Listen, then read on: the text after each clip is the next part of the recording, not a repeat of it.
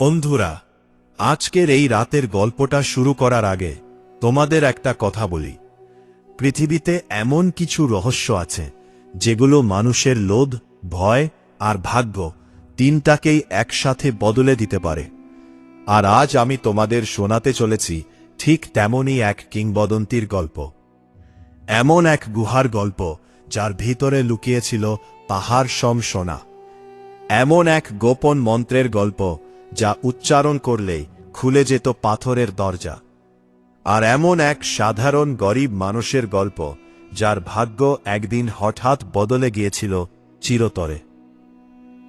আজ তোমরা শুনবে আলীবাবা ও ৪০ চোরের সেই রহস্যময় কাহিনী।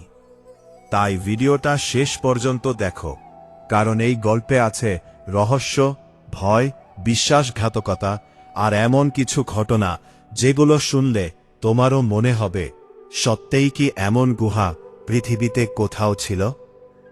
অনেক অনেক বছর আগে মরুভূমি আর পাহাড়ে ঘেরা এক পুরনো শহরে বাস করত দুই ভাই। বড় ভাইয়ের নাম ছিল কাসিম আর ছোট ভাইয়ের নাম আলীবাবা। দুই ভাই একই বাবার সন্তান হলেও তাদের ভাগ্য ছিল সম্পূর্ণ আলাদা। কাসিম ছিল ধনী, শহরের সবচেয়ে বড় ব্যবসায়ীদের একজন। তার বিশাল বাড়ি, অসংখ্য চাকরবাকর, দামি পোশাক, ঘোড়া, কিছুই কম ছিল না। সে বিয়ে করেছিল এক ধনী ব্যবসায়ীর মেয়েকে। সেই বিয়ের পর থেকেই যেন তার ভাগ্যের দরজা আরও খুলে গিয়েছিল। কিন্তু কাসিমের মনটা ছিল ভীষণ অহংকারী। সে গরিব মানুষদের তুচ্ছ মনে করত। এমনকি নিজের ছোট ভাই আলীবাবাকেও সে খুব একটা সম্মান দিত না। অন্যদিকে আলীবাবা ছিল একেবারে সাধারণ মানুষ। শহরের এক ছোট্ট কুঁড়ে ঘরে স্ত্রীকে নিয়ে তার সংসার চলত কোনো রকমে। ভোর হয়েতে সে ৩টে বুড়ো গাধাকে সঙ্গে নিয়ে জঙ্গলে কাঠ কাটতে যেত। সারাদিন রোদে পুড়ে, ধুলো মেখে, কাঁটা ঝোপের মধ্যে ঘুরে কাঠ জোগাড় করত। তারপর শহরে এসে সেই কাঠ বিক্রি করে যা টাকা পেত তাই দিয়ে চলত তাদের সংসার। কিন্তু গরিব হলেও আলীবাবার একটা জিনিস ছিল যা তার বড় ভাইয়ের ছিল না। সেটা হলো ভালো মন। সে কখনো কারো সঙ্গে খারাপ ব্যবহার করত না। শহরের মানুষ তাকে ভালোবাসত কারণ সে ছিল সৎ, শান্ত আর পরিশ্রমী। সেদিনও অন্য দিনের মতো সকালবেলা আলীবাবা জঙ্গলের দিকে বেরিয়েছিল। আকাশে তখনও সূর্য পুরোপুরি ওঠেনি। চারদিকে হালকা কুয়াশা। দূরের পাহাড়গুলো থোয়ার মতো ঝাপসা দেখাচ্ছিল। মরুভূমির শুকনো হাওয়া বয়েছিল ধীরে ধীরে। আলীবাবা গাধাগুলোকে নিয়ে জঙ্গলের গভীরে ঢুকতে লাগল। সেই জঙ্গলটা ছিল অদ্ভুত নির্জন। দিনের বেলাতেও জায়গাটা কেমন যেন ভয় ধরিয়ে দিত। বড় বড় কালো পাথর, শুকিয়ে যাওয়া গাছ আর কাঁটা ভরা ঝোপে পুরো এলাকা ঢাকা ছিল। শহরের মানুষ বলত ওই জঙ্গলে নাকি বহু বছর আগে ডাকাতরা লুকিয়ে থাকত। তাই সাধারণ মানুষ খুব একটা ভেতরে যেত না। কিন্তু আলীবাবার উপায় ছিল না। কাঠ কেটে সংসার চালাতে হলে তাকে প্রতিদিনই ওই ভয়ঙ্কর জঙ্গলে যেতে হতো। সে একটা শুকনো গাছের ডাল কাটছিল। হঠাৎ দূর থেকে ঘোড়ার খুরের শব্দ ভেসে এলো। তক তক তক শব্দটা ক্রমশ জোর এই হতে লাগল। আলীবাবা থমকে দাঁড়াল। তার বুকের ভেতরটা ধরফর করতে লাগল। এত গভীর জঙ্গলে একসাথে এতগুলো ঘোড়া কেন আসছে? সে তাড়াতাড়ি চারদিকে তাকিয়ে একটা বিশাল পাথরের পাশে থাকা মোটা গাছের ওপরে উঠে লুকিয়ে পড়ল। গাছের ডাল আর পাতার আড়াল থেকে সে নিচের পথের দিকে তাকিয়ে রইল।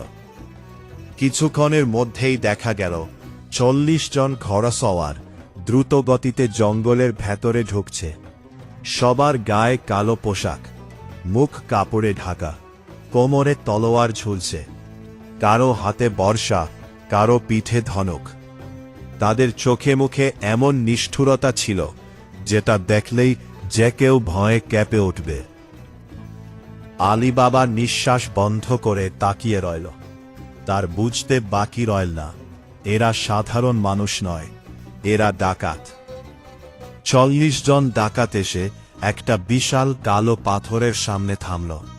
তারপর তাদের সর্দার ঘোড়া থেকে নামল। লোকটা ছিল লম্বা, দাড়িওয়ালা আর ভয়ঙ্কর চেহারার।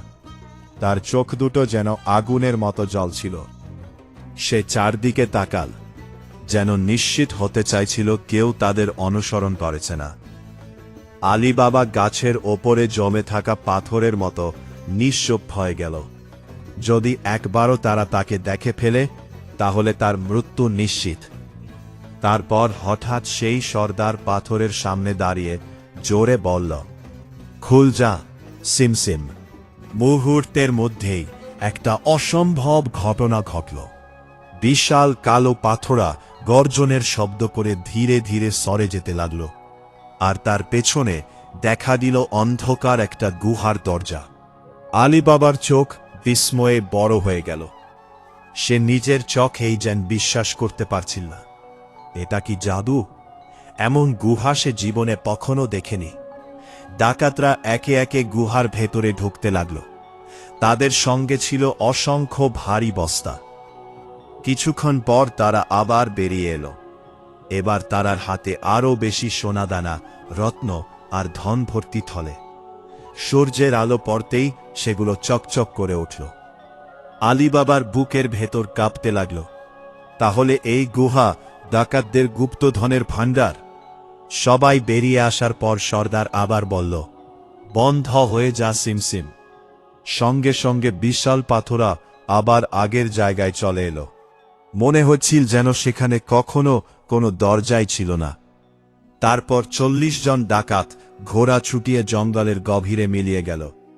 সবাই শান্ত হয়ে যাওয়ার পরও আলীবাবা কিছুক্ষণ গাছের ওপরে নিশ্চুপ বসে রইল। তার শরীর ঘামে ভিজে গিয়েছিল। সে বুঝতে পারছিল না এইমাত্র যা দেখো সেটা সত্যি নাকি স্বপ্ন। কিন্তু মানুষের মনে কৌতূহল একবার জন্ম নিলে সেটা থামানো খুব কঠিন। আবারও তাই হল। সে ধীরে ধীরে গাছ থেকে নামল। তারপর ভয়ে ভয়ে সেই বিশাল কালো পাথরের সামনে গিয়ে দাঁড়াল। চারদিকে তখন নিস্তব্ধতা, শুধু শুকনো বাতাসের শব্দ শোনা যাচ্ছিল। আলীবাবার গলা শুকিয়ে গিয়েছিল, তবু সাহস করে সে ফিসফিস করে বলল, খুল যা সিমসিম। হঠাৎ আবার সেই গর্জনের শব্দ শোনা গেল। পাথরটা ধীরে ধীরে সরে যেতে শুরু করল। আর ঠিক তখনই আলীবাবার সামনে খুলে গেল এমন এক রহস্যময় জগৎ, যেটা তার জীবনকে চিরদিনের জন্য বদলে দিতে চলেছিল। গুহার ভেতর থেকে ঠান্ডা বাতাস বেরিয়ে আসছিল।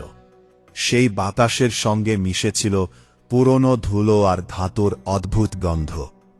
আলীবাবা কিছুক্ষণ দরজার সামনে দাঁড়িয়ে রইল। তার বুকের ভেতর তখনও ভয়ে কাঁপছে। যদি ডাকাতরা আবার ফিরে আসে, যদি এটা কোনো ফাঁদ হয়। কিন্তু কৌতূহল আর দরিদ্র জীবনের কষ্ট তাকে ধীরে ধীরে ভিতরের দিকে টেনে নিয়ে গেল। সে সাবধানে গুহার ভেতরে পা রাখল, আর তারপর তার চোখ বিস্ময়ে স্থির হয়ে গেল। চারদিকে শুধু সোনা আর সোনা। বিশাল বিশাল সিন্দুক ভর্তি সোনার মুদ্রা, রূপার থালা, হিরে মুক্ত বসানো গয়না, পুরনো রাজাদের মুকুট, দামি কার্পেট, অজস্র রত্ন পাথর মশালের আলোয় এমনভাবে চকচক করছিল যেন পুরো গুহাটা আগুনের মতো জ্বলছে। আলীবাবা জীবনে এত ধন সম্পদ একসাথে কখনো দেখেনি। সে ধীরে ধীরে গুহার আরও ভেতরে এগিয়ে গেল। তার পায়ের শব্দ পর্যন্ত প্রতিধ্বনি হয়ে ফিরে আসছিল। মনে হচ্ছিল যেন গুহার অন্ধকার তাকে চুপচাপ লক্ষ্য করছে। এক কোণে সে দেখল অসংখ্য বস্তা স্তূপ করে রাখা। কিছু বস্তা চিরে গিয়েছিল, সেখান থেকে গড়িয়ে পড়েছিল সোনার মুদ্রা। আলীবাবা একটা মুদ্রা হাতে তুলে নিল, আসল সোনা। তার হাত কাঁপতে লাগল। এতদিন যে মানুষটা এক মুঠো খাবারের জন্য কষ্ট করেছে, আজ তার সামনে পড়ে আছে পাহাড় সম সম্পদ। কিন্তু আলীবাবা লোভী মানুষ ছিল না। সে মনে মনে ভাবল, এত ধন সম্পদ কোনো এক মানুষের হতে পারে না। এগুলো নিশ্চয়ই বহু বছর ধরে লুট করা সম্পদ। তার চোখের সামনে ভেসে উঠল তার ভাঙা কুড়ে ঘর, স্ত্রীর পুরনো কাপড়, খালি হাড়ি আর প্রতিদিনের কষ্ট। সে দীর্ঘশ্বাস ফেল, তারপর ধীরে ধীরে কয়েকটা ছোট থলে তুলে নিল। খুব বেশি নয়, শুধু যতটুকু তার জীবন বদলানোর জন্য যথেষ্ট। সে স্বর্ণমুদ্রাগুলো বস্তায় ভরতে লাগল। প্রতিটা মুদ্রা পড়ার সঙ্গে সঙ্গে ছোট ছোট ঝনঝন শব্দ হচ্ছিল। সেই শব্দ শুনে তার বুক কেঁপে উঠছিল। মনে হচ্ছিল যেন গুহার অন্ধকারে কেউ দাঁড়িয়ে সব দেখছে। সব থলে ভর্তি হয়ে গেলে আলীবাবা দ্রুত সেগুলো নিয়ে বাইরে বেরিয়ে এলো। তারপর কাঠের বোঝার নিচে চতুরভাবে সোনার থলেগুলো লুকিয়ে দিল। বাইরে থেকে দেখে বোঝার উপায় নাই। সব শেষে সে গুহার দিকে তাকিয়ে ধীরে ধীরে বলল, বন্ধ হয়ে যা সিমসিম। সঙ্গে সঙ্গে বিশাল পাথরটা গর্জনের শব্দ করে আবার আগের জায়গায় চলে এলো। মনে হচ্ছিল যেন সেখানে কখনো কোনো দরজাই ছিল না। আলীবাবা কয়েক মুহূর্ত নিশ্চুপ দাঁড়িয়ে রইল। তার বুকের ধরফরানি তখনও কমেনি। তারপর সে দ্রুত গাধাগুলো নিয়ে শহরের দিকে রওনা দিল। পুরো রাস্তা জুড়ে তার মনে হচ্ছিল কেউ যেন তাকে অনুসরণ করছে। সে বারবার পিছনে তাকাচ্ছিল। মরুভূমির বাতাসে ধুলো উড়ছিল। দূরে শুকনো গাছগুলো কেমন ভয়ঙ্কর লাগছিল। সূর্য ডুবে যাওয়ার আগেই সে বাড়ি পৌঁছে গেল। আলীবাবার স্ত্রী তখন উঠানে বসে পুরনো কাপড় সেলাই করেছিল। স্বামীকে এত তাড়াতাড়ি ফিরতে দেখে সে অবাক হয়ে বলল, আজ এত তাড়াতাড়ি এলে? আলীবাবা নিচু গলায় বলল, দরজাটা বন্ধ করো, তোমাকে একটা জিনিস দেখাব। তার স্ত্রীর চোখে কৌতূহল ফুটে উঠল। দরজা বন্ধ হতেই আলীবাবা কাঠের বোঝা সরিয়ে লুকিয়ে রাখা থলেগুলো বের করল। তারপর মাটিতে উল্টে দিল। ঝনঝন শব্দ করে অসংখ্য স্বর্ণমুদ্রা চারদিকে ছড়িয়ে পড়ল। আলীবাবার স্ত্রীর মুখ ফ্যাকাশে হয়ে গেল। সে কাপা গলায় বলল, এইগুলো কোথা থেকে পেলে? আলীবাবা ধীরে ধীরে পুরো ঘটনাটা বলতে শুরু করল। জঙ্গলের রহস্যময় গুহা, 40 জন ডাকাত, আর সেই জাদুকরি দরজার কথা। সব শুনে তার স্ত্রী আতঙ্কে বলল, তুমি কি পাগল হয়ে গেছে? যদি ডাকাতরা জানতে পারে? আলীবাবা বল, আমি সাবধানে গিয়েছিলাম, কেউ আমাকে দেখেনি। কিন্তু তার স্ত্রীর চোখ তখন সোনার দিকে আটকে ছিল। সে ধীরে ধীরে মাটিতে বসে একটা মুদ্রা হাতে তুলে নিল। মুদ্রার ওপর আঙুল বুলিয়ে তার চোখে অদ্ভুত ঝিলিক ফুটে উঠল। এ তো সোনা সে জীবনে কখনো দেখেনি। সে হঠাৎ বল, আমাদের এগুলো গুনে দেখা উচিত। আলীবাবা হেসে বল, এ তো মুদ্রা গুনতে গেলে সারা রাত লেগে যাবে। তার স্ত্রীর কিছুক্ষণ ভেবে বল, তাহলে ওজন করি। তাদের বাড়িতে দাড়িপাল্লা ছিল না, তাই আলীবাবার স্ত্রীর বাধ্য হয়ে গেল কাসিমের বাড়িতে। কাসিমের বিশাল প্রাসাদের সামনে দাঁড়াতেই সে অস্বস্তি অনুভব কর। এই বাড়িতে গরিব আত্মীয়দের খুব একটা সম্মান দেওয়া হতো না। দরজা খুলল এক চাকর। কিছুক্ষণ পর কাসিমের স্ত্রীর এসে দাঁড়ালা। তার চোখে সবসময় একটা অহংকার লেগে থাকত। সে অবাক হয়ে বল, এই সময় কি দরকার? আলীবাবার স্ত্রী নিচু গলায় বলল, একটু দাড়িপাল্লা দরকার ছিল। কাসিমের স্ত্রীর ভুরু কুঁচকে গেল। গরিব মানুষদের দাড়িপাল্লা কেন লাগবে? তার মনে সন্দেহ জন্মাল। তবুও সে হাসি মুখে দাড়িপাল্লা এনে দিল। কিন্তু ভেতরে ভেতরে সে ভীষণ কৌতূহলী হয়ে উঠেছিল। দাড়িপাল্লা এনেছিল। দাড়িপাল্লা দেওয়ার আগে সে চুপি চুপি নিচে একটু আঠা লাগিয়ে দিল। তার মনে হচ্ছিল আলীবাবার পরিবার নিশ্চয়ই কোনো রহস্য লুকোচ্ছে। রাতে আলীবাবা আর তার স্ত্রী দরজা বন্ধ করে সোনার মুদ্রাগুলো ওজন করতে লাগল। তাদের চোখে মুখে উত্তেজনা, প্রতিটা থলে যেন নতুন স্বপ্নের দরজা খুলে দিচ্ছিল। ওজন শেষ হওয়ার পর আলীবাবার স্ত্রী দ্রুত দাড়িপাল্লা ফেরত দিতে গেল, কিন্তু সে জানত না একটা স্বর্ণমুদ্রা দাড়িপাল্লার নিচে লাগানো আঠার সঙ্গে আটকে গেছে। কাসিমের স্ত্রী পাস বলে 3 দাড়িপাল্লা হাতে নিয়ে ভেতরে ঢুকতেই সেই মুদ্রাটা তার চোখে পড়ল, আর মুহূর্তের মধ্যেই তার চোখ বিস্ময়ে বড় হয়ে গেল। আসল সোনা। সে কয়েনটা শক্ত করে হাতে চেপে ধরল। তার বুকের ভেতর লোভের আগুন জ্বলে উঠল। সে দৌড়ে কাসিমের কাছে গেল। কাসিম তখন দামি খাবার খেতে খেতে হিসাব দেখেছিল। তার স্ত্রী হাঁপাতে হাঁপাতে বলল, এই, তুমি বিশ্বাস করবে না, আলীবাবার বাড়িতে সোনা আছে। কাসিম প্রথমে হেসে উঠল। আলীবাবা আর সোনা? অসম্ভব। কিন্তু তার স্ত্রী স্বর্ণমুদ্রাটা সামনে ধরতেই কাসিমের মুখের হাসি মিলিয়ে গেল। সে মুদ্রাটা হাতে নিয়ে পরীক্ষা করল। তার চোখ সরু হয়ে এল। এটা সত্যি খাঁটি সোনা। কাসিম ধীরে ধীরে উঠে দাঁড়াল। তার মনে তখন একটাই প্রশ্ন ঘুরছে, একজন গরিব কাঠুরের কাছে এই সোনা এলো কোথা থেকে? সেই রাতেই কাসিমের মনে জন্ম নিল এমন এক লোভ, যেটা খুব শীঘ্রই তাকে নিয়ে যাবে ভয়ঙ্কর অন্ধকারের দিকে। সেই রাতটা কাসিম এক মুহূর্তের জন্য শান্তিতে ঘুমোতে পারল না। তার চোখের সামনে বারবার ভেসে উঠছিল সেই সোনার মুদ্রা। একজন গরিব কাঠুরে, যার নিজের ঠিকমতো খাবার জোটে না, তার বাড়িতে হঠাৎ এত সোনা এল কিভাবে? কাসিম বিছানায় বসে গভীর চিন্তায় ডুবেছিল। তার মাথার ভেতরে তখন শুধু একটাই জিনিস ঘুরছে, ধন সম্পদ। লোভ ধীরে ধীরে মানুষের বিবেককে অন্ধ করে দেয়। আর সেই রাতেই কাসিমের ভেতরের মানুষটা বদলাতে শুরু করো। ভোর হতেই সে আর অপেক্ষা করল না, সরাসরি আলীবাবার বাড়ির দিকে রওনা দিল। সকালের ঠান্ডা হাওয়ায় পুরো শহর তখনও ঘুম ঘুম। বাজার পুরোপুরি খোলেনি। রাস্তার পাশে কয়েকজন ব্যবসায়ী দোকান সাজাচ্ছিল, কিন্তু কাসিমের চোখে এসব কিছুই পড়েছিল না। সে দ্রুত হাঁটছিল, তার চোখে মুখে অদ্ভুত উত্তেজনা। আলীবাবার ছোট্ট কুড়ে ঘরের সামনে পৌঁছে সে জোরে দরজায় ধাক্কা দিল। ধরাম!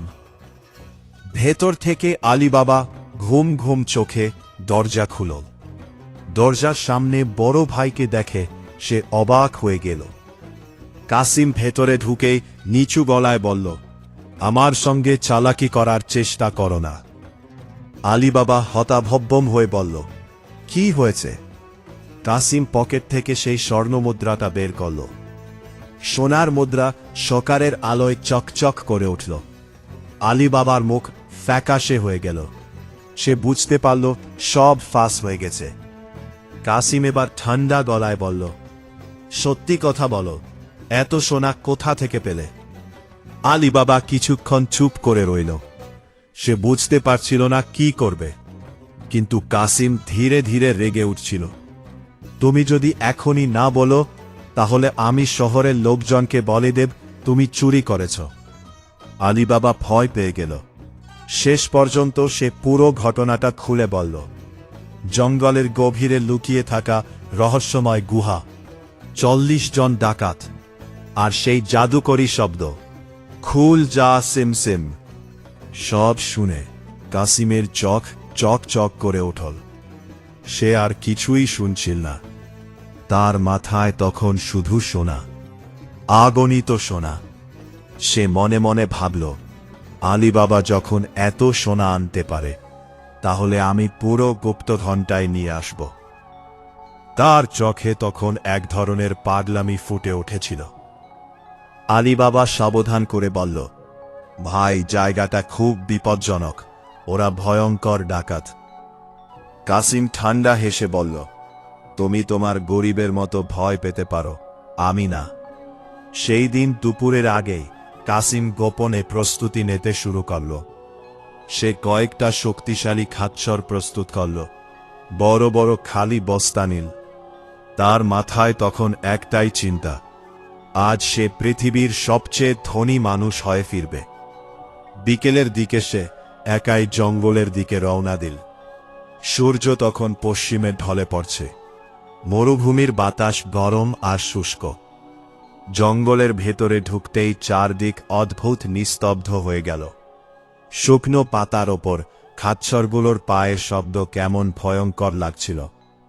কিন্তু কাসিমের ভেতরে এত লোভ জন্ম শিলিয়ে সে ভয় অনুভবই করছিল না। অনেকক্ষণ খোঁজার পর অবশেষে সে সেই বিশাল কালো পাথরের সামনে এসে পৌঁছাল। তার বুক ধরফর করছিল উত্তেজনায়। সে চারদিকে তাকাল, কেউ নেই। তারপর দ্রুত বলল, খুল যা সিমসিম। গর্জনের শব্দ করে বিশাল পাথরটা ধীরে ধীরে সরে গেল। গুহার অন্ধকার দরজা খুলে গেল। কাসিমের মুখে হিংস্র হাসি ফুটে উঠল। সে দ্রুত ভেতরে ঢুকে পড়ল, আর গুহার ধনরত্ন দেখে সে পুরোপুরি পাগল হয়ে গেল। চারদিকে ছড়িয়ে থাকা সোনা দেখে তার চোখ লাল হয়ে উঠল। সে একটার পর একটা বস্তা ভরতে লাগল। স্বর্ণমুদ্রা, রত্ন, গয়না যা সামনে পাচ্ছে সব ভরছে। তার মুখে তখন অদ্ভুত হাসি। সে যেন কল্পনা করছিল পুরো শহর তার সামনে মাথা নত করছে। সে রাজাদের মতো জীবন কাটাবে, আলীবাবা তার চাকার হয়ে থাকবে। লোভ ধীরে ধীরে তাকে অন্ধ করে দিচ্ছিল। সময় কতটা কেটে গেছে সে বুঝতেই পারেনি। হঠাৎ দূর থেকে ঘোড়ার ক্ষীণ শব্দ ভেসে এলো। টক টক টক। কাসিম থমকে গেল। তার বুকের ভেতর ধক করে উঠল। ডাকাতরা! সে তাড়াতাড়ি বস্তাগুলো ফেলে দরজার দিকে দৌড়াল। তারপর আতঙ্কে চিৎকার করে বলল, খুল যা, খুল যা। কিন্তু ভয়ে তার মাথা কাজ করেছিল না। সে জাদুর শব্দ ভুলে গেছে। সে বারবার বলতে লাগল, খুল যা গম, খুল যা ইয়ব, খুল যা চল। কিন্তু দরজা খুলল না। তার শরীর ঘামে ভিজে গেল। বাইরে ঘোড়ার শব্দ আরো কাছে চলে আসছিল। সে পাগলের মতো চিৎকার করতে লাগল, খুল যা সোনা, খুল যা দরজা। কিছুই হল না। তারপর বাইরে থেমে গেল ঘোড়ার শব্দ। কাসিমের নিঃশ্বাস বন্ধ হয়ে আসছিল। পরের মুহূর্তেই গুহার বাইরে শোনা গেল সেই ভয়ঙ্কর কণ্ঠ, মিমসিম। দরজা খুলে গেল, আর গুহার মুখে দাঁড়িয়ে রইল 40 জন ডাকাত। তাদের চোখ আগুনের মতো জ্বলছিল। কাসিমের শরীর কাঁপতে লাগল। ডাকাত সর্দার ধীরে ধীরে সামনে এগিয়ে এলো।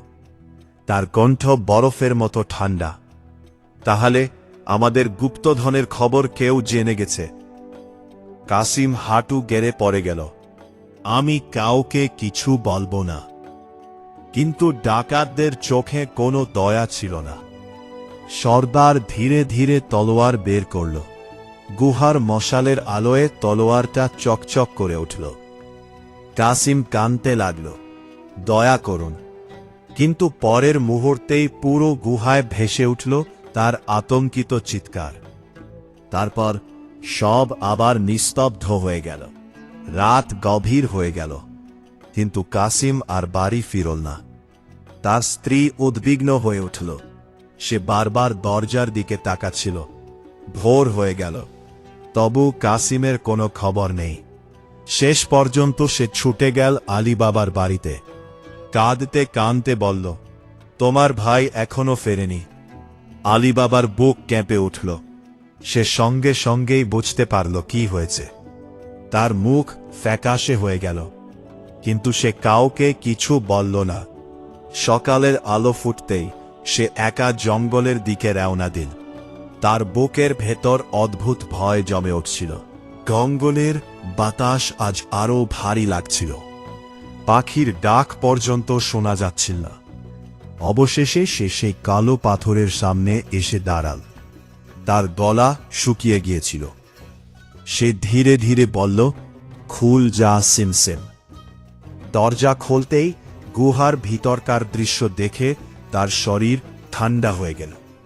মাটিতে ছড়িয়ে আছে সোনার মুদ্রা, উল্টে পড়ে আছে বস্তা, আর গুহার অন্ধকারের মধ্যে পড়ে আছে কাসিমের নিথর দেহ। আলী বাবার বুক কেঁপে উঠল। সে বুঝতে পারল, লোভ শেষ পর্যন্ত তার ভাইকে ধ্বংস করে দিয়েছে। ঠিক তখনই গুহার অন্ধকার কোণ থেকে যেন ঠান্ডা বাতাস বয়ে এলো, আর আলী বাবার মনে হল এই রহস্য এখনো শেষ হয়নি। গুহা ভেতরে নিথর হয়ে পড়ে থাকা কাসিমের দেহের দিকে তাকিয়ে আলী বাবা কিছুক্ষণ একদম নিশ্চুপ দাঁড়িয়ে রইল। তার বুকের ভেতর কেমন ভারী হয়ে উঠেছিল। যতই কাসিম তাকে অপমান করুক, যতই অহংকারী হোক, শেষ পর্যন্ত সে তো তার নিজের ভাই। গুহার মশালের আলোয় চারদিকে ছড়িয়ে থাকা সোনাগুলো তখন আর সুন্দর লাগছিল না। সব কিছু কেমন ভয়ঙ্কর মনে হচ্ছিল। আলী বাবা ধীরে ধীরে ভাইয়ের নিথর শরীরের পাশে হাঁটু গেড়ে বসল। তার হাত ঠান্ডা হয়ে গিয়েছিল। গুহার ভেতরে তখন এমন নীরবতা, যেন জায়গাটা নিজেই মৃত্যুর গন্ধে ভরে আছে। আলী বাবা বুঝতে পারছিল, এখানে বেশি সময় থাকা বিপজ্জনক। ডাকাতরা যে কোনো সময় ফিরে আসতে পারে। সে দ্রুত চারদিকে তাকাল। তার মাথা তখন ভয়ে আর চিন্তায় ঘুরছে। যদি শহরের লোকেরা জানতে পারে কাসিম এই গুহায় মারা গেছে, তাহলে সবাই প্রশ্ন করবে কেন সে এখানে এসেছিল, আর তখন পুরো রহস্য ফাঁস হয়ে যাবে। আলী বাবা জানত, 40 চোর যদি বুঝে যায় তাদের গোপন গুহার কথা কেউ জানে, তাহলে তারা কাউকেই বাঁচিয়ে রাখবে না। সে গভীর নিঃশ্বাস নিল। তারপর অনেক কষ্টে ভাইয়ের দেহে কাপড়ে ঢেকে গে আধার পিঠে তুলল। তার চোখে জল চলে এসেছিল। জীবনে প্রথমবার সে এত কাছ থেকে মৃত্যুর ভয় অনুভব করছিল। গুহা ছাড়ার আগে সে শেষবারের মতো চারদিকে তাকাল। সোনাগুলো নিঃশব্দে চকচক করছিল। মনে হচ্ছিল যেন অন্ধকারের মধ্যে হাজারটা চোখ তাকে দেখছে। আলী বাবা দ্রুত বল, বন্ধ হয়ে যা সিমসিম। বিশাল পাথরটা আবার বন্ধ হয়ে গেল। তারপর সে যত দ্রুত সম্ভব শহরের দিকে রওনা দিল। পুরো রাস্তা জুড়ে তার মনে হচ্ছে কেউ যেন তাকে অনুসরণ করেছে। বাতাসের শব্দ পর্যন্ত কেমন অস্বাভাবিক লাগছিল। সূর্য ডুবে যাওয়ার আগেই সে বাড়ির কাছাকাছি পৌঁছে গেল। কিন্তু সে সরাসরি কাসিমের বাড়িতে গেল না, কারণ সে জানত যদি সবাই হঠাৎ কাসিমের মৃতদেহ দেখে তাহলে বড় বিপদ হতে পারে। তাই সে প্রথমে গেল এক বিশ্বস্ত মানুষের কাছে। তার নাম মর্জিনা। মর্জিনা ছিল কাসিমের বাড়ির দাসী, কিন্তু সাধারণ দাসীদের মতো সে ছিল না। সে ছিল বুদ্ধিমতী, শান্ত আর ভীষণ তীক্ষ্ণ নজরের মেয়ে। বাড়ির সব কাজ সে একাই সামলাত। আর সবচেয়ে বড় কথা, সে খুব দ্রুত বিপদ বুঝতে পারত। আলী বাবা গোপনে তাকে ডেকে সব ঘটনা খুলে বলল। সব শুনে মর্জিনার মুখ ফ্যাকাশে হয়ে গেল। সে ধীরে ধীরে বলল, এর মানে 40 চোর এখন জানে কেউ তাদের গুহার রহস্য জেনে গেছে। আলী বাবা মাথা নিচু করে বলল, হ্যাঁ, আর যদি তারা শহরে আসে তাহলে আমাদের কেউই বাঁচব না। কিছুক্ষণ দুজনেই চুপ করে রইল। তারপর মর্জিনা শান্ত গলায় বলল, প্রথমে সবাইকে বিশ্বাস করাতে হবে যে কাসিম স্বাভাবিকভাবেই মারা গেছে। আলী বাবা অবাক হয়ে তার দিকে তাকাল। মর্জিনা খুব দ্রুত পরিকল্পনা করতে শুরু করল। সেই রাতেই গোপনে কাসিমের দেহে বাড়িতে নিয়ে যাওয়া হলো। কেউ যেন কিছু বুঝতে না পারে সেজন্য সব দরজা জানালা বন্ধ রাখা হয়েছিল। তারপর মর্জিনা শহরের এক বৃদ্ধ হাকিমের কাছে গেল। সে গিয়ে বলল, আমার মালিক খুব অসুস্থ, ওষুধ দিন। হাকিম কিছু ওষুধ দিল। পরদিন আবার সে গেল। এবার আরো চিন্তিত মুখে বলল, অবস্থা আরো খারাপ। এভাবে দুদিন ধরে পুরো শহরের মানুষের মনে বিশ্বাস করিয়ে দিল যে কাসিম অসুস্থ। তারপর এক সকালে খবর ছড়িয়ে পড়ল, কাসিম মারা গেছে। পুরো শহরে শোক নেমে এলো। কেউ কিছু সন্দেহ করল না। সবাই ভাবল ধনী ব্যবসায়ী অসুস্থ হয়ে মারা গেছে। কিন্তু ঠিক সেই সময় জঙ্গলের গভীরে 40 চোরের আস্থানায় অন্য কিছু চলেছিল। ডাকাত সর্দার গুহার ভেতরে দাঁড়িয়েছিল। তার চোখ রাগে ঝুলেছিল, কারণ সে বুঝে গেছে কাসিম একা গুহা রহস্য জানতে পারেনি। আরও কেউ আছে, কেউ একজন এখনো বেঁচে আছে, যে গুহার গোপন দরজার কথা জানে। সর্দার ঠান্ডা গলায় বলল, যেই হোক তাকে খুঁজে বের করতেই হবে। 40 জন ডাকাত নিঃশব্দে দাঁড়িয়ে রইল। তারপর তাদের খোঁজ শুরু হলো। কয়েকদিন পর এক ডাকাত শহরে গোপনে ঢুকল। সে সাধারণ ব্যবসায়ীর ছদ্মবেশ নিয়েছিল। তার কাজ ছিল খুঁজে বের করা কাসিমের মৃত্যুর সঙ্গে কার সম্পর্ক আছে। সে বাজারে ঘুরতে লাগল, দোকানে বসে মানুষের কথা শুনতে লাগল। অবশেষে সে জানতে পারল মারা যাওয়া ধনী ব্যবসায়ের ছোট ভাইয়ের নাম আলীবাবা। ডাকাতের চক্ষু সরু হয়ে গেল। সেই রাতেই সে চুপি চুপি আলীবাবার বাড়ির সামনে এসে দাঁড়াল। চারদিক অন্ধকার, রাস্তা ফাঁকা। সে পকেট থেকে সাদা চক বের করল। তারপর দরজায় ছোট্ট একটা চিহ্ন এঁকে দিল। পরিকল্পনা ছিল সহজ। পরদিন রাতে সব ডাকাত এসে ওই চিহ্ন দেখে আলীবাবার বাড়ি চিনে নেবে। কিন্তু দুর্ভাগ্য তাদের পিছু ছাড়ল না। ঠিক তখনই মর্জিনা বাইরে বেরিয়েছিল। তার চোখও খুব তীক্ষ্ণ ছিল। সে দরজার অদ্ভুত চিহ্নটা সঙ্গে সঙ্গে দেখতে পেল। তার বুকের ভেতর সন্দেহ জেগে উঠল, কারণ এমন চিহ্ন কেউ সাধারণভাবে দেয় না। সে চারদিকে তাকাল।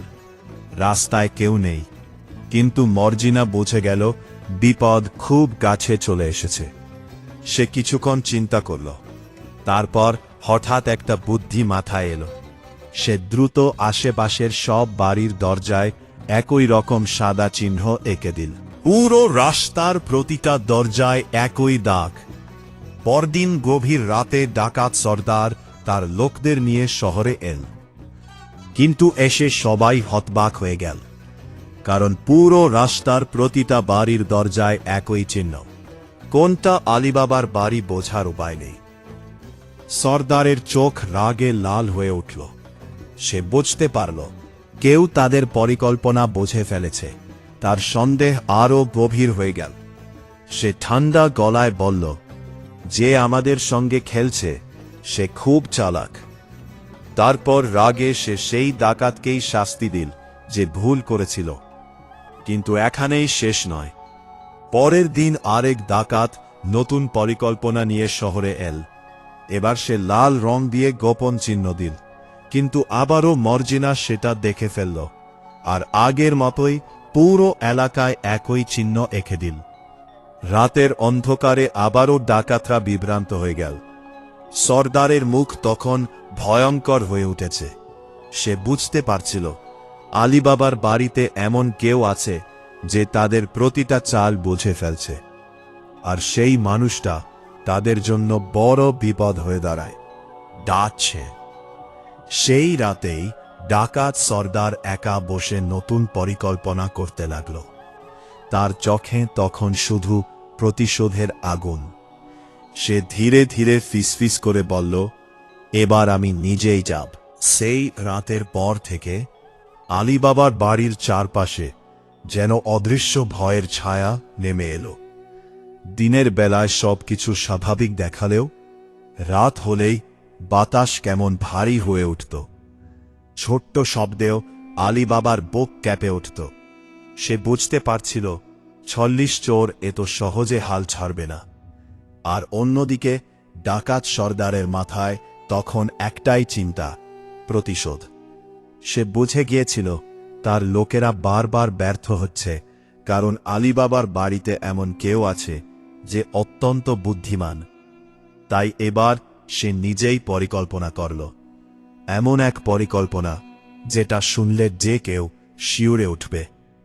কয়েকদিন পর শহরের বাইরে এক নির্জন জায়গায় ৪০ চোর আবার জড়ো হল। রাতের অন্ধকারে আগুনের চারপাশে দাঁড়িয়েছিল তারা।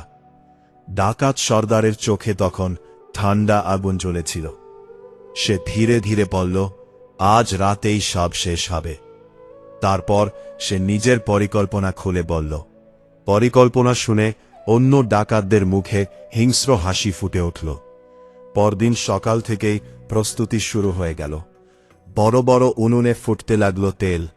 অন্যদিকে বাজার থেকে জোগাড় করা হল বিশাল চামড়ার তেলের কলসি, মোট ৩৯টা কলসি। প্রতিটা এত বড় যে ভেতরে একজন মানুষ সহজেই লুকিয়ে থাকতে পারে। শুধু একটা কলসিতে সত্যি সত্যি তেল ভরা হল, বাকি সবগুলোতে লুকিয়ে বসল ডাকাতরা। অন্ধকার, গরম আর দম বন্ধ করা সেই কলসির ভেতরে বসেও তারা নিঃশব্দে অপেক্ষা করছিল, কারণ তাদের সর্দার কথা দিয়েছে আজ রাতেই আলীবাবা মারা যাবে। বিকেলের দিকে ডাকাত সর্দার নিজের চেহারা পুরো বদলে ফেলল।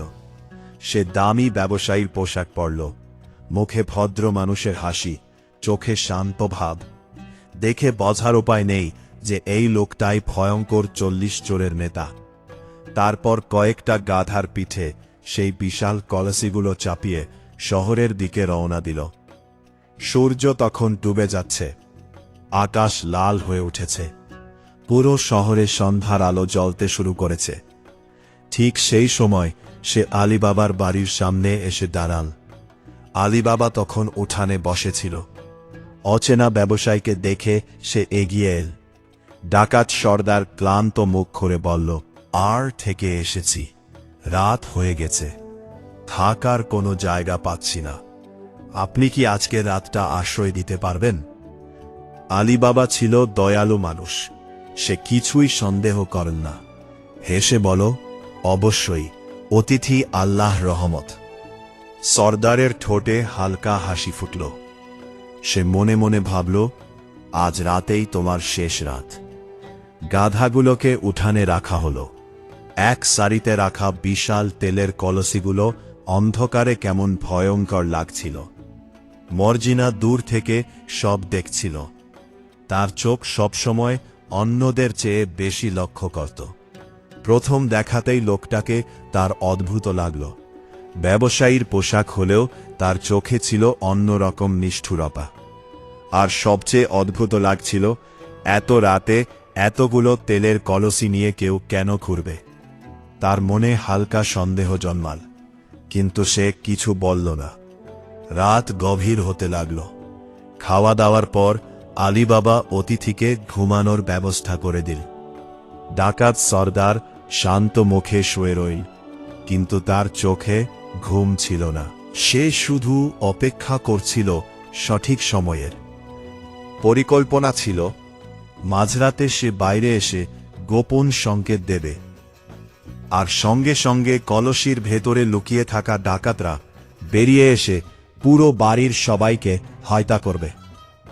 সবকিছু ঠিকঠাকই চলছিল, কিন্তু তারা জানত না এই বাড়িতে মর্জিনা আছে। রাত আরো গভীর হল।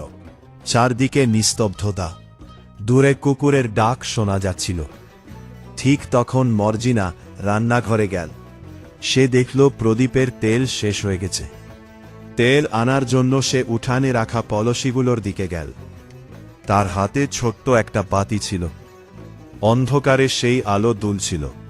সে প্রথম কলসির কাছে গিয়ে ঢাকনা খুলতে যাবে। ঠিক তখনই ভেতর থেকে খুব নিচু গলায় কেউ ফিসফিস করে বলল, সময় হয়েছে। মর্জিনার বুক ধক করে উঠল। সে মুহূর্তের মধ্যে সব বুঝে গেল, কিন্তু তার মুখে কোনো ভয়ের ছাপ ফুটল না। সে শান্ত গলায় বলল, এখনো না। তারপর ধীরে ধীরে পরের কলসির কাছে গেল।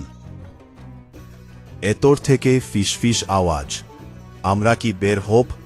মর্জিনা এবার পুরো সত্য বুঝে গেল। প্রতিটা কলসির ভেতরে লুকিয়ে আছে ডাকাত। তার শরীর ঠান্ডা হয়ে গেল, কিন্তু সে ছিল অনেক বুদ্ধিমতী, একটুও ঘাবড়ে গেল না।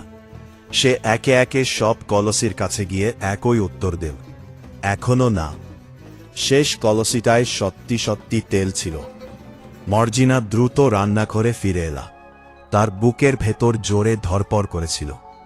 সে জানত একটু ভুল হলেই আজ রাতেই সবাই মারা যাবে। সে তাড়াতাড়ি বড় পাত্রে তেল ঢেলে আগুনে বসাল। ধীরে ধীরে তেল ফুটতে শুরু করল। পুরো রান্নাঘর গরম বাষ্পে ভরে গেল। মর্জিনার মুখে তখন অদ্ভুত কঠিন ভাব। তার চোখে আর ভয় নেই, শুধু বাঁচার ইচ্ছা। তেল ফুটতে ফুটতে একসময় ভয়ঙ্কর গরম হয়ে উঠল। তারপর গভীর রাতে সবাই যখন ঘুমিয়ে, মর্জিনা নিঃশব্দে সেই ফুটান্ত তেল নিয়ে উঠানে এলে। চারদিকে তখন অন্ধকার। আকাশে মেঘের ফাঁক দিয়ে আধখানা চাঁদ দেখা যাচ্ছে। সে প্রথম কলসির ঢাকনা আস্তে খুল। ভেতরের ডাকাত মনে করল সংকেত এসেছে। ঠিক তখনই মর্জিনা ফুটন্ত তেল ঢেলে দিল ভেতরে। মুহূর্তের মধ্যে চাপা একটা আর্তনাদ শোনা গেল। তারপর আবার নিস্তব্ধতা। মর্জিনার হাত কাঁপছিল, কিন্তু সে থামল না। একটা পর একটা কলসির ভেতরে সে ফুটন্ত তেল ঢালতে লাগল। প্রতিটা কলসির ভেতর থেকে চাপা গোঙানি ভেসে উঠছিল, কিন্তু বাড়ির কেউ কিছু শুনতে পেল না, কারণ রাতের গভীর নীরবতা সব গিলে নিচ্ছিল। অল্প সময়ের মধ্যেই উঠানের সব কলসি নিস্তব্ধ হয়ে গেল। 40 চোরের পুরো দল শেষ, শুধু একজন বাদে, তাদের সর্দার। সে তখন গড়ের ভেতরে অপেক্ষা করেছিল। অনেকক্ষণ হয়ে যাওয়ার পরও কোনো শব্দ না পেয়ে তার সন্দেহ হল। সে ধীরে ধীরে বাইরে বেরিয়ে এল। উঠানে এসে চারদিকে তাকাতেই তার বুক কেঁপে উঠল। সব কলসি নিস্তব্ধ, কোনো নড়াচড়া নেই। সে দ্রুত একটা কলসির ঢাকনা খুলল, আর তারপরে তার মুখ বিকৃত হয়ে গেল ভয়ে আর রাগে। সব শেষ, তার পুরো দল মারা গেছে। ডাকাত সর্দারের চোখ আগুনের মতো জ্বলে উঠল। সে বুঝতে পারল আবারও কেউ তার পরিকল্পনা নষ্ট করেছে, আর সেই মানুষটা নিশ্চয় এই বাড়িরই কেউ। হঠাৎ দূরে রান্নাঘরের পাশে দাঁড়িয়ে থাকা মর্জিনাকে দেখতে পেল সে। মর্জিনার হাতে তখনও তেলের পাত্র। দুজনের চোখ এক মুহূর্তের জন্য এক হয়ে গেল। সেই চোখে ছিল ভয়ঙ্কর সত্য। সর্দার বুঝে গেল এই মেয়েটাই সব করেছে, কিন্তু তখন পালানো ছাড়া তার আর কোনো উপায় ছিল না। সে দ্রুত দেয়াল টপকে রাতের অন্ধকারে মিলিয়ে গেল। মর্জিনা হাঁপাতে হাঁপাতে দাঁড়িয়ে রইল। তার শরীর কাঁপছিল, কিন্তু সে জানত আজ রাতে যদি সে বুদ্ধি না খাটাত, তাহলে এই বাড়ির কেউ আর বেঁচে থাকত না। রাত তখন প্রায় শেষের দিকে। আকাশের এক কোণে ফিকে আলো ফুটতে শুরু করেছে, কিন্তু আলীবাবার বাড়ির উঠানে তখনও ছড়িয়ে আছে মৃত্যুর নিঃশব্দ ছায়া। এক সারিতে দাঁড়িয়ে থাকা বিশাল তেলের কলসিগুলো এখন ভয়ঙ্কর নিস্তব্ধ। কিছুক্ষণ আগেও যেগুলোর ভেতরে লুকিয়েছিল রক্তপিপাসু ডাকাতরা, এখন সেগুলো কেবল মৃত্যুর অন্ধকার কবর। মর্জিনা রান্নাঘরের দরজার পাশে দাঁড়িয়ে হাঁপাচ্ছিল। তার হাত কাঁপছিল, মুখে ঘাম জমে গেছে, কিন্তু তার চোখে তখনও ভয়ের চেয়ে বেশি ছিল সতর্কতা, কারণ সে জানত সব শেষ হয়নি। ডাকাত সর্দার এখনো বেঁচে আছে, আর সেই মানুষটা ভয়ঙ্কর প্রতিশোধ নিতে পারে।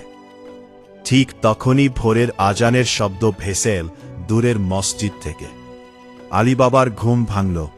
সে ধীরে ধীরে বাইরে বেরিয়ে এল, আর উঠানে এসে যা দেখল তা দেখে তার শরীর ঠান্ডা হয়ে গেল। একটা পর একটা কলসির ঢাকনা খোলা, চারদিকে তেলের গন্ধ। মর্জিনা নিঃশব্দে দাঁড়িয়ে, আর তার চোখে অদ্ভুত ক্লান্তি। আলী বাবা কিছু বুঝতে না পেরে বলল, ইয়াখানে কি হয়েছে?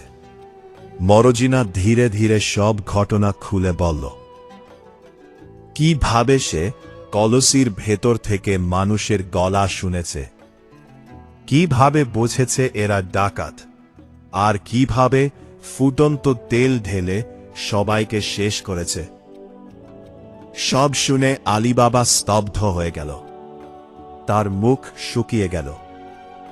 সে বিশ্বাসই করতে পারছিল না। গত রাতেই মৃত্যু তাদের দরজায় এসে দাঁড়িয়েছিল, আর মরজিনা না থাকলে আজ তাদের পুরো পরিবার শেষ হয়ে যেত। আলী বাবা ধীরে ধীরে বসে পড়ল। তার বুক কাঁপছিল।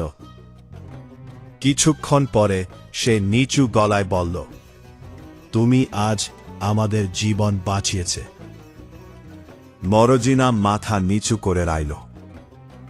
সে কোনো গর্ব দেখাল না, কারণ সে জানে বিপদ এখনো পুরোপুরি কাটেনি। তারপর দুজনে মিলে গোপনে কলসিগুলোর ব্যবস্থা করতে শুরু করল।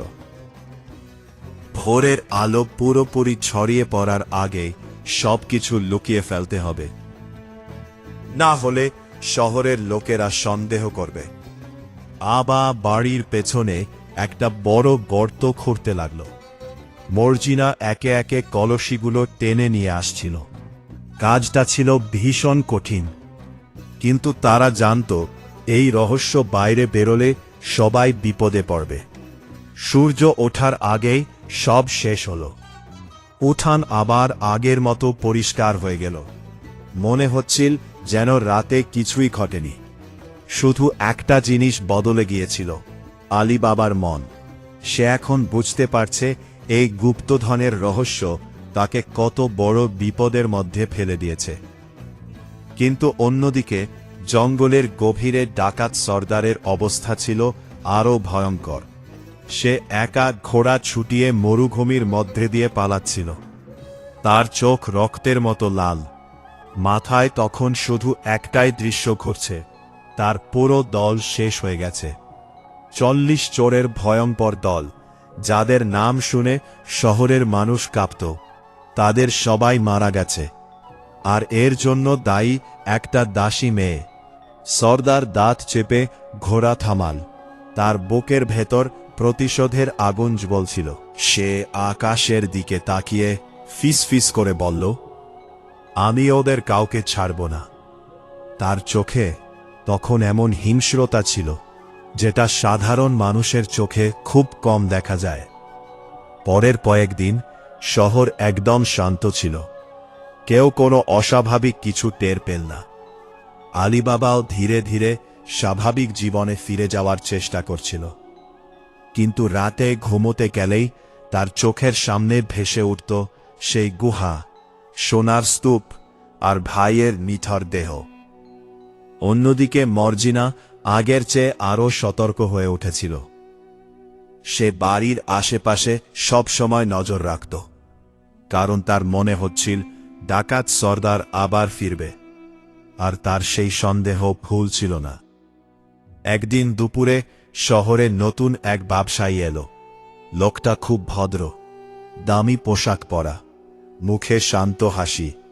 সে বাজারে দোকান ভাড়া নিল। তার ব্যবহার এত ভালো ছিল যে অল্প সময়ের মধ্যেই শহরের সবাই তাকে পছন্দ করতে শুরু করল। কিন্তু কেউ জানত না এই মানুষটাই আসলে সেই ভয়ঙ্কর ডাকাত সর্দার। চেহারা পুরো বদলে ফেলেছিল। দাড়ি ছোট করেছে, পোশাক পাল্টেছে, কথাবার্তার ধরন পর্যন্ত বদলে ফেলেছে। তার পরিকল্পনা এবার আরও ধৈর্যের। সে সরাসরি আক্রমণ করবে না। প্রথমে আলী বাবার বিশ্বাস অর্জন করবে, তারপর সুযোগ বুঝে প্রতিশোধ নেবে। দিন কেটে যেতে লাগল। ধীরে ধীরে সে আলী বাবার সঙ্গে বন্ধুত্ব করতে শুরু করল। বাজারে দেখা হলে হাসি মুখে কথা বলত, কখনো ফোন পাঠাত, কখনো দামি কাপড় উপহার দিত। আলী বাবা কিছুই সন্দেহ করল না, কারণ সে মানুষকে সহজেই বিশ্বাস করত। কিন্তু মর্জিনার চোখে লোকটাকে প্রথম দিন থেকেই অদ্ভুত লাগছিল। আলীবাবা স্মরণ দাড়ি ছোট করেছে, পোশাক পাল্টেছে, পরবর্তী অংশে বরং চোখ দুটো সবসময় যেন কিছু লুকিয়ে রাখে। এক রাতে মর্জিনা রান্নাঘরে কাজ করেছিল। হঠাৎ সে দেখল নতুন সেই ব্যবসায়ী উঠানে দাঁড়িয়ে আলীবাবার সঙ্গে কথা বলছে। লোকটার মুখে হাসি, কিন্তু এক মুহূর্তের জন্য মশালের আলো তার চোখে পড়তেই মর্জিনার বুক কেঁপে উঠল। সে সেই চোখ চিনতে পেরেছে। এই চোখ সে আগেও দেখেছে। সেই রাত তেলের কলসির পাশে অন্ধকারের মধ্যে মর্জিনার শরীর ঠান্ডা হয়ে গেল। সে বুঝতে পারল ডাকাত সর্দার ফিরে এসেছে, আর এবার সে আরো ভয়ঙ্কর কিছু পরিকল্পনা করছে। কিন্তু মর্জিনা সঙ্গে সঙ্গে কিছু বল না। সে চুপচাপ লোকটাকে লক্ষ্য করতে লাগল, কারণ সে জানত ভুল সময়ে ভুল পদক্ষেপ নিলে সবাই মারা যেতে পারে। সেই রাতেই ডাকাত সর্দার নিজের ঘরে বসে তলোয়ার বের করল। মশালের আলোয় ধারালো ফলাটা চকচক করেছিল। সে ধীরে ধীরে আঙুল বুলিয়ে ফিসফিস করে বলল, খুব শিগগিরই সব শেষ হবে। শহরের মানুষ তখন নতুন সেই ব্যবসায়ীকে খুব সম্মান করতে শুরু করেছে। সবাই ভাবত লোকটা ভদ্র, শান্ত আর অত্যন্ত ধনী। বাজারে গেলেই মানুষ তাকে সালাম দিত। কেউ বুঝতেই পারেনি এই শান্ত মুখের আড়ালায় লুকিয়ে আছে ভয়ঙ্কর 40 চোরের শেষ জীবিত নেতা। আর অন্যদিকে মর্জিনা দিন দিন আরও সতর্ক হয়ে উঠছিল। সে নিশ্চিত ছিল লোকটা কোনো না কোনো সময় আঘাত করবেই, কারণ প্রতিশোধের আগুন এত সহজে নিভে যায় না। একদিন বিকেলে আলীবাবা খুব খুশি মুখে বাড়ি ফিরল। তার হাতে দামি কাপড় আর কিছু উপহার। মর্জিনা অবাক হয়ে জিজ্ঞেস করল, আজ এত খুশি কেন? আলীবাবা হাসতে হাসতে বলল, নতুন ব্যবসায়ী সাহেব আজ রাতে আমাদের বাড়িতে খেতে আসবেন। এই কথা শুনে মর্জিনার বুক ধক করে উঠল। তার চোখের ভেতর সঙ্গে সঙ্গে সতর্কতার ছায়া নেমে এল। সে শান্ত গলায় বলল, আপনি তাকে কতটা চেনেন? আলীবাবা হেসে বলল, খুব ভালো মানুষ, কয়েকদিনেই খুব ঘনিষ্ঠ হয়ে গেছে। মর্জিনা কিছু বলল না, কিন্তু তার মনে হচ্ছিল আজ রাতেই কিছু একটা ঘটবে। সন্ধ্যা নামতে শুরু করল। পুরো বাড়িতে অতিথি আপ্যায়নের প্রস্তুতি শুরু হয়ে গেল। রান্নাঘরে সুগন্ধ ছড়িয়ে পড়ল। বড় বড় পাত্রে রান্না হচ্ছিল মাংস, ভাত আর নানা খাবার। কিন্তু এই সব কিছুর মাঝেও মর্জিনার মন শান্ত ছিল না। সে বারবার নতুন সেই ব্যবসায়ের কথা ভাবছিল। হঠাৎ তার একটা পুরনো কথা মনে পড়ল। তেলের কলসির সেই রাত, যখন ডাকাত সর্দার আলীবাবার বাড়িতে অতিথি সেজে এসেছিল। আজও ঠিক একই রকম অনুভূতি হচ্ছে। তার সন্দেহে আরও গভীর হয়ে উঠল। রাত একটু গভীর হতেই সেই ব্যবসায়ী এল। তার গায়ে দামি পোশাক, মুখে ভদ্র হাসি। কিন্তু মর্জিনা লক্ষ্য করল আজ লোকটার চোখে অদ্ভুত উত্তেজনা, যেন সে কোনো কিছুর অপেক্ষায় আছে। আলীবাবা তাকে খুব সম্মানের সঙ্গে ভেতরে নিয়ে গেল। খাওয়া দাওয়া শুরু হল। লোকটা শান্তভাবে কথা বলছিল, হাসছিল, কিন্তু মর্জিনা দূর থেকে চুপ চাপ সব লক্ষ্য করছিল। ঠিক তখনই তার চোখ একটা জিনিসে আটকে গেল। ব্যবসায়ীর পোশাকের ভেতরে লুকানো একটা ধারালো ছুরির হাতল। মর্জিনার বুক কেঁপে উঠল। এখন আর কোনো সন্দেহ নেই, এই লোকটাই ডাকাত সর্দার, আর সে আজ রাতে আলীবাবাকে হত্যা করতে এসেছে। কিন্তু সমস্যা হল, সে যদি এখনই সবাইকে বলে, তাহলে হয়তো সর্দার সঙ্গে সঙ্গে আক্রমণ করবে। তাই মর্জিনা সিদ্ধান্ত নিল আজ তাকে বুদ্ধি দিয়েই হারাতে হবে।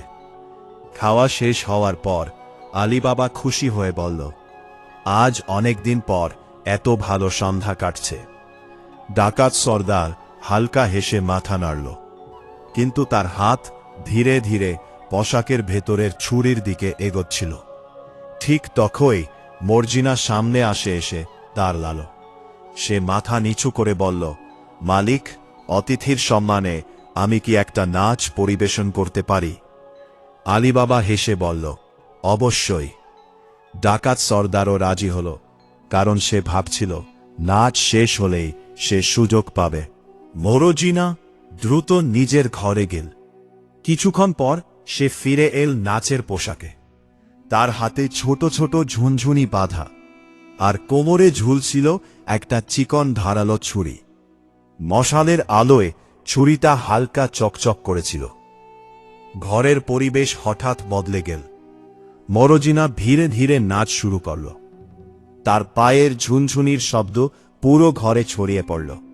সে ঘুরছিল, নাচছিল, আর ধীরে ধীরে অতিথির আরও কাছে চলে আসছিল। ডাকাত সর্দার প্রথমে হাসি মুখে নাচ দেখছিল, কিন্তু কিছুক্ষণ পর তার চোখে অস্বস্তি ফুটে উঠল, কারণ সে অনুভব করেছিল মরজিনার চোখ তাকে অদ্ভুতভাবে লক্ষ্য করেছে। মনে হচ্ছিল সে সব জানে। মরজিনা নাচতে নাচতে ছুরিটা হাতে ঘোরাতে লাগল। মশালের আলোয় সেটা চকচক করেছিল। আলীবাবা হাততালি দিচ্ছিল। সে কিছুই বুঝতে পারছিল না, কিন্তু ঘরের ভেতরের বাতাস ধীরে ধীরে ভারী হয়ে উঠছিল। হঠাৎ মরজিনা খুব দ্রুত ঘুরে সরাসরি ডাকাত সর্দারের সামনে এসে দাঁড়াল। এক মুহূর্তের জন্য দুজনের চোখ এক হয়ে গেল। সেই চোখে ছিল ভয়ঙ্কর সত্য। ডাকাত সর্দার বুঝে গেল মেয়েটা তাকে চিনে ফেলেছে। সে সঙ্গে সঙ্গে ছুরি বের করার চেষ্টা করল, কিন্তু তৎক্ষণে দেরি হয়ে গেছে। মর্জিনা বজ্রগতিতে নিজের ছুরিটা তার বুকে ঢুকিয়ে দিল। পুরো ঘর নিস্তব্ধ হয়ে গেল। ডাকাত সর্দারের চোখ বিস্ময়ে বড় হয়ে উঠল। সে কাঁপতে কাঁপতে উঠে দাঁড়ানোর চেষ্টা করল, তারপর ধীরে ধীরে মাটিতে লুটিয়ে পড়ল। রক্ত মেঝেতে ছড়িয়ে পড়তে লাগল। আলীবাবা আতঙ্কে চিৎকার করে উঠল, তুমি এটা কি করলে? তার মুখ ফ্যাকাশে হয়ে গেছে। সে বিশ্বাসই করতে পারছিল না মর্জিনা তাদের অতিথিকে হত্যা করেছে। কিন্তু মর্জিনা শান্ত গলায় বলল, এই লোকটা অতিথি নয়। তারপর সে লোকটার পোশাক সরিয়ে ভেতরে লুকানো অস্ত্র বের করল। আলীবাবা হতবাক হয়ে গেল। মর্জিনা ধীরে ধীরে সব ঘটনা খুলে বলল, কিভাবে সে লোকটার চোখ চিনেছে, কিভাবে সে লুকানো ছুরি দেখেছে, আর কিভাবে বুঝেছে আজ রাতেই আলীবাবা মারা যেত। সব শুনে আলীবাবার শরীর ঠান্ডা হয়ে গেল। সে ধীরে ধীরে মৃত লোকটার মুখের দিকে তাকাল। এখন তার চোখে আর ভদ্র ব্যবসায়ীর চেহারা নেই। মনে হচ্ছে যেন একটা বিষাক্ত সাপ শেষ পর্যন্ত নিজের বিষেই মারা গেছে। আলীবাবা কয়েক মুহূর্ত চুপ করে দাঁড়িয়ে রইল।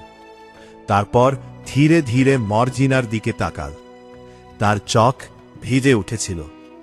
সে নিচু গলায় বলল, তুমি শুধু আমাদের জীবনই বাঁচাওনি, তুমি এই অভিশাপেরও শেষ করেছ। ঘরের মশালের আগুন তখন ধীরে ধীরে দুলেছিল, আর সেই আলোয় পড়ে থাকা ডাকাত সর্দারের নিথর দেহে দেখে মনে হচ্ছিল অবশেষে 40 চোরের আতঙ্কের শেষ হয়েছে। সেই রাতের পর পুরো বাড়িটা যেন অদ্ভুত নীরব হয়ে গিয়েছিল। মশালের আগুন ধীরে ধীরে নিভে আসছিল। বাতাসে এখনো লেগেছিল রক্ত আর ধোঁয়ার গন্ধ। মেঝেতে পড়ে আছে 40 চোরের শেষ জীবিত নেতার নিথর দেহ। যে মানুষটার নাম শুনে মরুভূমির বহু শহর কাঁপত, আজ সে নিঃশব্দে পড়ে আছে আলীবাবার বাড়ির মাটিতে। আলীবাবা কিছুক্ষণ চুপ করে দাঁড়িয়ে রইল। তার বুকের ভেতর এখন অদ্ভুত এক অনুভূতি, ভয়, স্বস্তি আর গভীর ক্লান্তি। মনে হচ্ছিল বহুদিন ধরে চলতে থাকা এক দুঃস্বপ্ন অবশেষে শেষ হয়েছে। মর্জিনা ধীরে ধীরে ছুরিটা নামিয়ে রাখল। তার মুখে তখনও কোনো ভয়ের ছাপ নেই, কিন্তু ভেতরে ভেতরে সেও ক্লান্ত হয়ে পড়েছিল। কারণ গত কয়েক মাস ধরে প্রতিটা মুহূর্তে সে মৃত্যুর সঙ্গে লড়াই করেছে। আলীবাবা ধীরে ধীরে তার দিকে এগিয়ে এন। তার চোখ ভিজে আঠেছিল। সে নিচু গলায় বলল, তুমি না থাকলে আজ আমরা কেউ বেঁচে থাকতাম না। সে শান্ত গলায় বলল, আমি শুধু আমার কর্তব্য করেছি। কিন্তু আলীবাবা জানত এটা শুধু কর্তব্য ছিল না। এই মেয়েটা নিজের জীবন বাজি রেখে পুরো পরিবারকে বাঁচিয়েছে। বাইরে তখন গভীর রাত, আকাশে কালো মেঘ ভাসছিল, দূরে কোথাও কুকুর ডাকছিল। আর সেই অন্ধকার রাতের মধ্যেই আলীবাবা আর মর্জিনা মিলে গোপনে ডাকাত সর্দারের দেহে সরিয়ে ফেলল। কারণ তারা জানত এই রহস্য শহরের মানুষের সামনে এলে নতুন বিপদ শুরু হবে। ভোরের আলো ফুটতে ফুটতে সবকিছু আবার শান্ত হয়ে গেল। মনে হচ্ছিল যেন কিছুই ঘটেনি, কিন্তু আসলে অনেক কিছু বদলে গেছে। 40 চোরের আতঙ্ক শেষ, বহু বছরের রক্তপাতের গল্প শেষ। আর সবচেয়ে বড় কথা, এখন সেই রহস্যময় গুহার কথা পৃথিবীতে জানে মাত্র একজন মানুষ, আলীবাবা। কয়েকদিন পর এক ভোরবেলা আলীবাবা আবার একা জঙ্গলের দিকে রওনা দিল। বহুদিন পর সে আবার সেই পথ দিয়ে হাঁটছে। শুকনো গাছ, কালো পাথর, নিস্তব্ধ বাত, আস, সব আগের মতোই আছে। কিন্তু আজ তার মনে আগের মতো ভয় নেই, বরং অদ্ভুত শান্তি। সে ধীরে ধীরে সেই বিশাল কালো পাথরের সামনে এসে দাঁড়াল। কিছুক্ষণ চুপ করে তাকিয়ে রইল। তারপর নিচু গলায় বলল, খুল যা সিমসিম।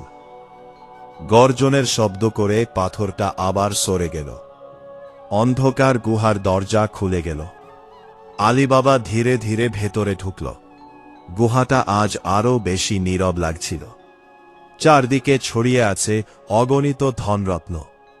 সোনা এখনো আগের মতোই চকচক করেছে, কিন্তু আজ সেগুলো দেখে আলীবাবার মনে লোভ জাগল না, বরং তার মনে পড়ে গেল এই সোনার জন্যই তার ভাই মারা গেছে।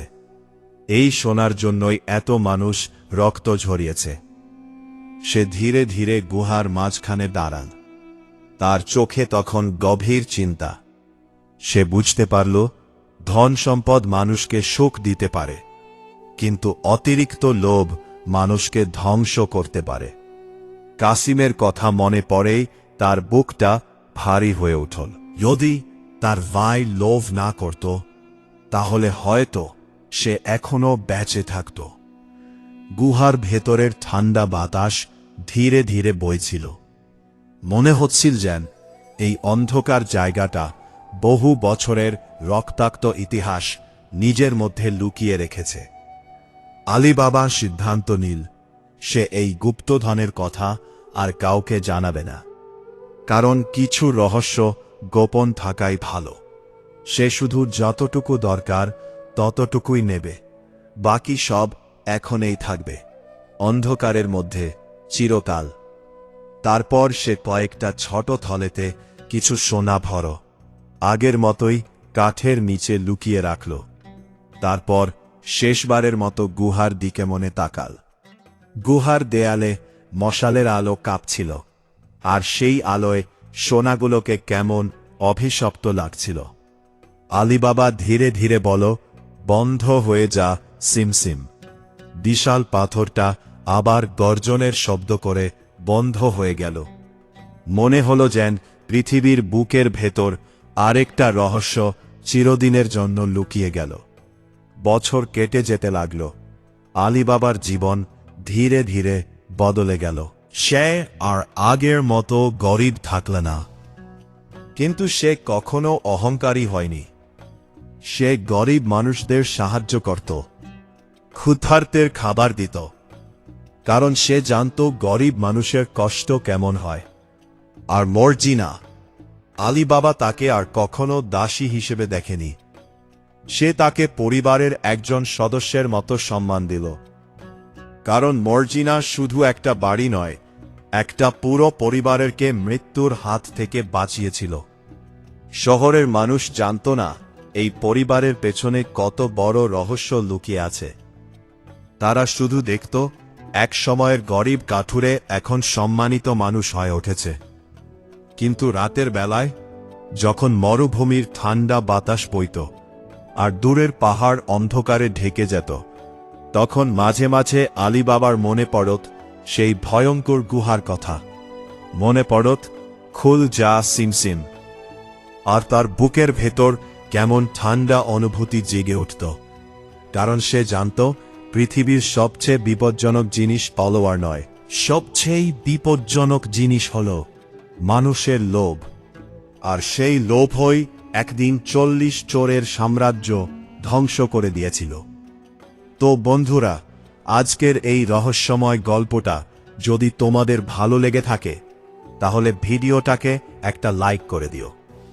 আর এরকম আরও ভৌতিক, রহস্যময় আর সিনেম্যাটিক গল্প শুনতে এখনই চ্যানেলটা সাবস্ক্রাইব করে পাশে থাকা বেল আইকনটা প্রেস করে দাও, যাতে পরের ভিডিওটা সবার আগে তোমাদের কাছেই পৌঁছে যায়। আজকের রাতের মতো এখনই শেষ, আবার দেখা হবে নতুন এক রহস্য নিয়ে।